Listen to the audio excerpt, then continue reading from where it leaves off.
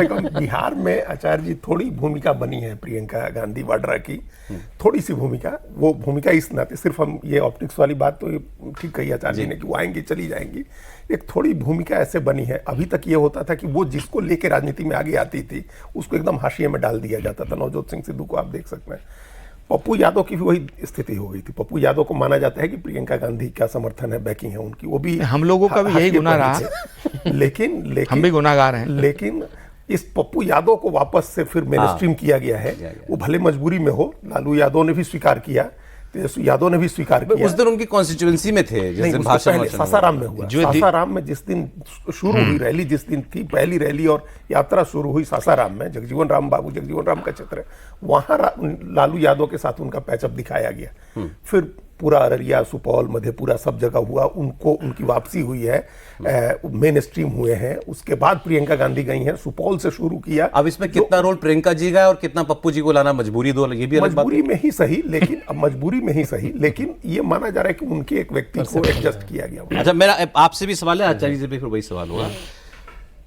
LOP बनने से पहले, एलओपी बनने के बाद राहुल गांधी में कोई अंतर देखा है आपने?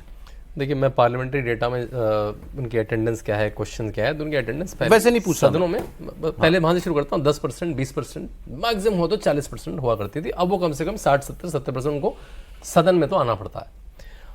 अब उनके भाषण थोड़े से कोहेरेंट हो गए हैं, वो एक चीज़ लेके आते हैं, सदन में रहते हैं, सोते नहीं हैं, जगते नहीं, उतना उससे ज़्यादा नहीं, मतलब बिल्कुल जैसे बेसिक मिनिमम। प्रियंका जी की बड़ी कम है। प्रियंका जी ने जैसे अभी क्वेश्चन 63 एवरेज क्वेश्चन पूछे गए हैं अभी संसद में, इन्होंने 5 क्वेश्चन पूछे हैं बस।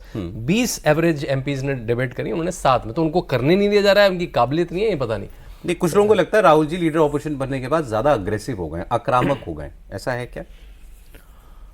सौरभ जी, राहुल गांधी जी को आप समझ नहीं रहे हैं, वो टोटली एबनॉर्मल इंसान है। उप्स, एबनॉर्मल? उनकी कोई भी हरकत नॉर्मल है क्या? वो जिस तरह मंच पे आते हैं, जिस तरह लोगों से मिलते हैं, जिस तरह इंटरेक्शन करते हैं, डोले शोले दिखा करके, वो क्या करना चाहते हैं? अब सुप्रीम कोर्ट ने क्या कहा? मैं तो हैरान हूं, इस देश की मीडिया अभी भी राहुल गांधी की बातों को जो है उसकी गहराई में नहीं जा रही है। सुप्रीम कोर्ट ने उस बात को चेक किया कि आप कहते हैं कि चीन ने 2000 वर्ग किलोमीटर जमीन कब्जा ली, आपको शर्म नहीं आती? अरे भाई, भारत की चारों सीमाओं से आप लगाओ ना, 2000 किलोमीटर का जो दूरी है वो तो दिल्ली तक आ जाती है। लेकिन 5 साल से शिगुफा चल रहा था। आफ्टर ऑल सुप्रीम कोर्ट ने इस बात को कैच किया। मैं तो पहले से ये बात समझ रहा था, ये आदमी क्या कह रहा है। तो वो सिर्फ इसलिए ये बात करते हैं, किसी भी कीमत पर उन्हें चीन से मिलना पड़े वो मिल सकते हैं, पाकिस्तान से मिलना पड़े मिल सकते हैं। जो आदमी ये कह देगा नरेंद्र मोदी को सत्ता से हम हटा सकते हैं या इस तरह से हटाया जा सकता है, वो अब इस मोड़ पे हैं। और उनके मन में ये बात आ रही है कि ये 2014, 2019, 2024 तीनों में वो असफल हो चुके हैं। अब उनके पास आखिरी विकल्प बचता 2029। तो राहुल गांधी ने कभी खुद से ये सवाल नहीं किया होगा, या किसी ने इनके इंट्रोस्पेक्शन उनको करने को कहा हो कि तुम चुनाव हार क्यों रहे हो, तुम्हें वोट क्यों नहीं मिल रहा? नेता की तो बेसिक होता है ना उसके लिए। तो ये कभी उन्होंने इस पर सोचा? ये राहुल गांधी अपने आप से क्या सवाल करते हैं क्या नहीं करते, ये इस बात से प्रमाणित हो जाएगा कि 14 में उनका नेतृत्व, 19 में उनका नेतृत्व और 24 में उनका नेतृत्व और 17 में उनका नेतृत्व। कांग्रेस हारी, जिम्मेदारी उनकी है, समीक्षा पूरी पार्टी करते हैं। तो ये बात तो बिल्कुल समझ में आ रही है हमारे। लेकिन आपका सवाल है वो क्यों नहीं करते हैं, तो इस बात का जवाब तो राहुल गांधी देंगे।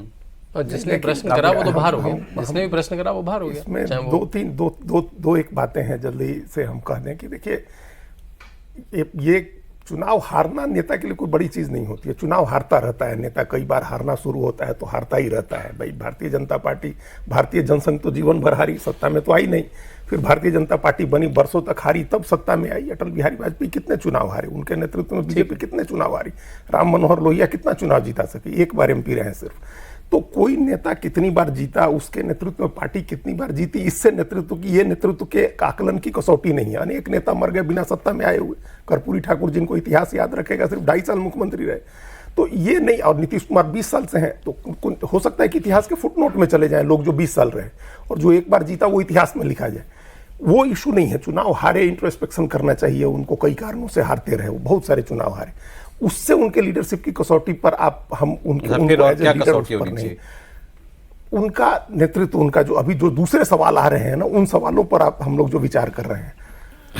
चुनाव हो सकता है आगे जीत जाए कभी। अब ये लोग, वो लीडर ऑफ अपोजिशन है, उनका काम है सवाल पूछना। सौरभ जी, सवाल पूछना, सवाल उठाना, भारत की जमीन कब्जा हो गई, ये वो ये नहीं कहेंगे तो क्यों, कौन कहेगा? मैं कह रहा हूं कोई प्रॉब्लम नहीं, पूछे। हाँ, तो ये सवाल पूछने में दिक्कत नहीं होनी चाहिए कि वो सवाल पूछ रहे हैं। उनके बिहेवियर के बारे में निजी तौर पर कुछ आचार्य जी जानते हैं, वो हम नहीं जानते।